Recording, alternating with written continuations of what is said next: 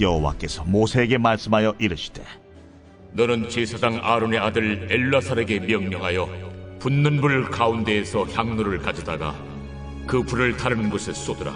그 향로는 거룩함이니라.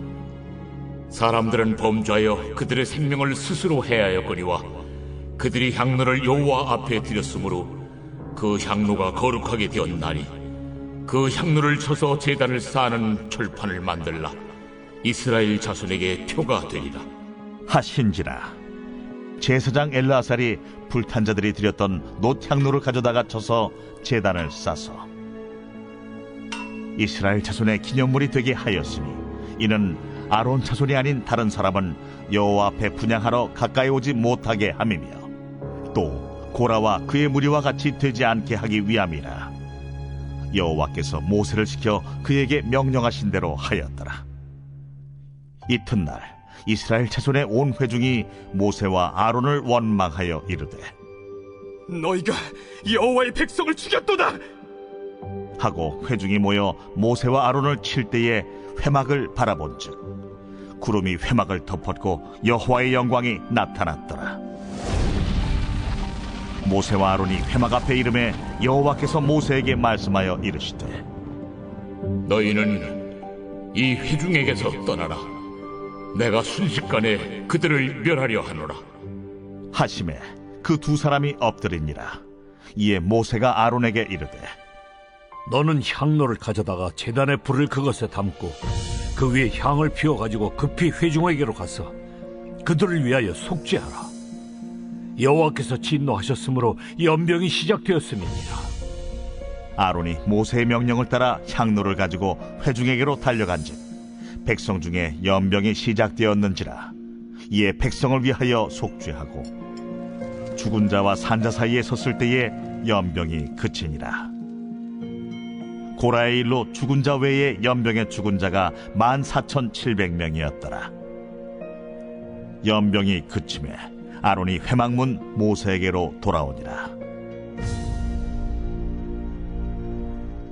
안녕하십니까. 6월 28일 금요일 말씀 묵상 시작합니다. 민수기 16장 36절에서부터 50절까지를 함께 읽었는데요. 이것을 통해서 예수 그리스도, 우리 주님의 유일성에 대해서 한번 확인해 볼 수 있는 시간이 됩니다. 자, 우리가 지금 계속 고라 사건, 고라와 다단과 아비람의 사건을 다루고 있는데요. 이 사건을 보면 종교 다원주의라고 있죠. 왜 하나님께 이르는 길은 예수님만 있는 것이 아니다라고 주장하는 사람들이 있는데 그런 것이 결코 받아들여질 수 없다는 것을 확고하게 들여다볼 수 있습니다. 이 본문은 오직 길은 하나밖에 없다는 것을 굉장히 강조해요. 하나님만이 오직 유일한 그 성소의 제단만이 그리고 그 성소를 섬기는 대제사장만이 구원의 길이다라는 것을 보여줍니다. 자, 오늘 본문 보시면요.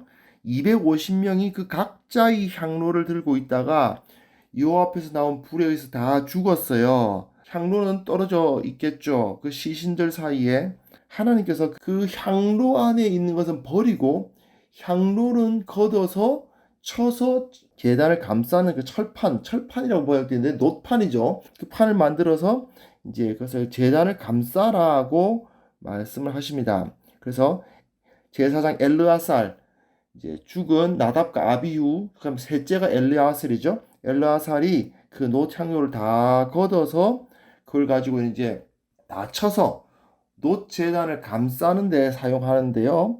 이걸 통해서 아론 자손만이 유일하게 하나님 앞에 분향할 수 있는 존재라는 것이 드러납니다. 일단 그 향로의 내용물들은 어떻게 됩니까? 다 다른 곳에 쏟아버리죠. 다른 불로 드려지는 분향은 용납되지 않습니다. 그러나 그 향로들은 어쨌든 하나님 앞에 바친 것이 돼요. 그러다 보니까 그것은 다 걷어집니다.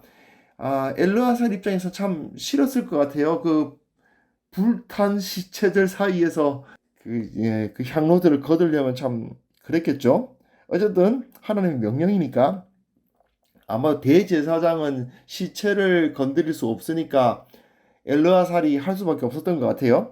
그 250개의 향로를 다 걷어서 그걸 다 쳐가지고 성소의 그 제단, 놋제단을 감싸는 것으로 사용합니다. 이게 무슨 뜻이겠어요? 그 향로들이 놋제단에 포함되는 겁니다. 놋제단에 흡수되는 거예요. 성소에 있는 그 제단만이 유일한 예배의 장소다라는 것이 여기서 선포되는 거죠.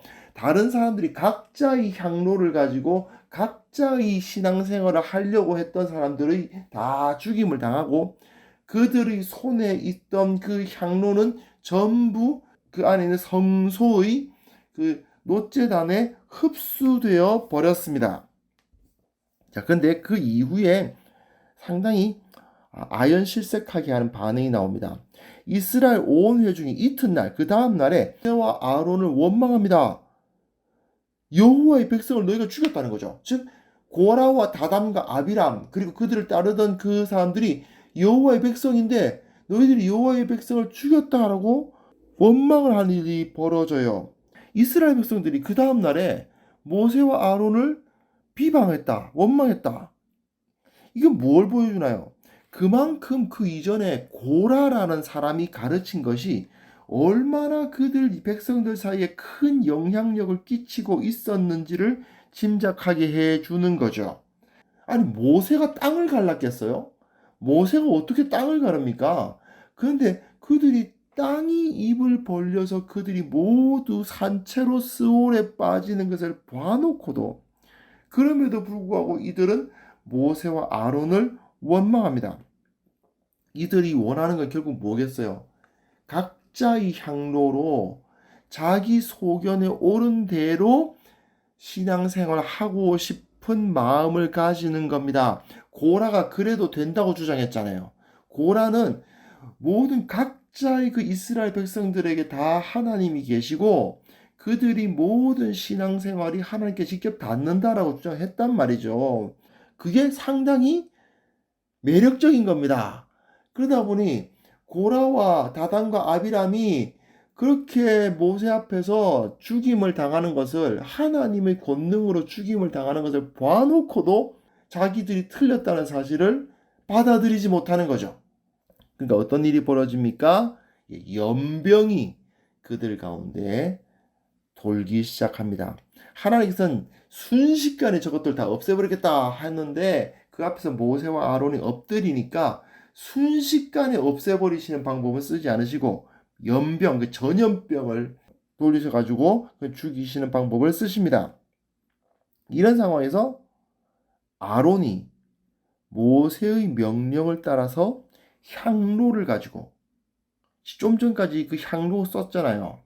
그 아론의 향로만 살아남아 있는 셈이에요. 그 향로를 가지고 백성에게 이 회중에게로 달려갑니다. 이제 그 아론이 그들을 위해서 속죄하고 죽은 자와 산 자 사이에 섰을 때에 연병이 그쳐요. 그리고 그런 일이 다 그치고 난 다음에 사실 14,700명이 그것 때문에 이 연병에 죽어요. 하지만 그것이 다 연병이 그친 다음에 아론은 모세에게로 돌아왔다라고 기록되어 있습니다. 오직 아론의 향로만이 이스라엘을 위한 속죄가 가능했습니다. 아론만이 저들의 죄를 대속할 수 있는 대제사장이고 다른 어떠한 자들도 자기들을 구원할 수 없었다는 거예요. 여기서 상당히 중요한 표현이 나오죠. 아론이 산자와 죽은 자 사이에 섭니다. 생명과 죽음의 경계선입니다. 이 대제사장의 향로를 통하지 않으면 용서받을 수가 없습니다. 특별히 또한 이것이 모세의 명령을 따라 아론이 움직이고 또한 다 끝나고 난 다음에 모세에게로 돌아왔다는 표현은 결국 무엇을 의미하겠습니까? 모세가 전한 말씀에 근거하고 있다는 걸 보여주는 거죠. 말씀에 근거한 대제사장의 사역은 결국 모든 사람을 구원하는 소망이 됩니다. 그러나 그렇지 않은 경우에 대제사장이 아닌 경우에 그들은 구원을 받을 수가 없습니다. 또한 만약 그 대제사장이 말씀에 근거하지 않고 있다 하더라도 사실은 상당히 위험하죠. 사실 소망이 없습니다. 자, 우리들에게는 오직 유일한 대제사장 예수 그리스도께서 계십니다. 지금 그 성소가 있습니까? 성소 없습니다. 성소가 성전으로 발전했지만 그 성전이 AD 70년에 로마 장군 티투스에 의해서 완전히 정말 돌 위에 돌 하나도 안 남고 다 무너졌습니다. 그리고 그때의 대제사장도 사라졌습니다. 그리고 대제사장의 계보 따위는 남아있지 않아요. 한 2000년 넘게 그런 건 존재하지 않았습니다.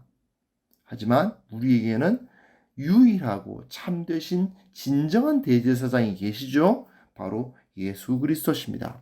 그러므로 우리는 예수님의 가르침을 따라야 하고 그리고 오직 예수님만이 구원의 길이시며 다른 길은 없다라는 사실에 철저히 확신을 가져야 돼요. 예수님 외에는 다른 길이 없습니다. 오직 예수 그리스도, 예수만이 구원의 길이고 예수만이 생과 사의 갈림길이 되십니다. 그런데 문제는 한국 교회에서도 이 고라의 가르침과도 같은 가르침이 꽤 인기를 얻습니다. 이단들이 그렇죠. 첫째는 이단들이 그렇고 또 이단으로 분류되지 않았다 하더라도 말이죠. 다 신앙은 개개인의 것이라는 식으로 그리고 그 개인의 체험이 중요하다는 식으로 개인의 감정적인 변화가 중요하다는 식으로 객관적인 하나님의 말씀, 정말 예수님께서는 어떻게 사셨을까에 대한 관심을 가지지 않는 어떤 신비적인 체험들, 그런 것에 근거하고 있는 사람들이 있어요. 그리고 그런 가르침들이 인기를 얻는다는 것이 문제입니다. 주로 그렇게 가르치는 분들은요, 말씀대로 안 사시는 분들, 말씀과 전혀 상관없는 가르침 주시는 분들이 그 잘못이 백일하에 드러나는 경우가 많죠. 하나님의 섭리에 의해서 그들의 잘못, 그들의 치부가 낱낱이 드러나고 그들이 거짓말이었다는 사실을 하나님께서 보여주세요.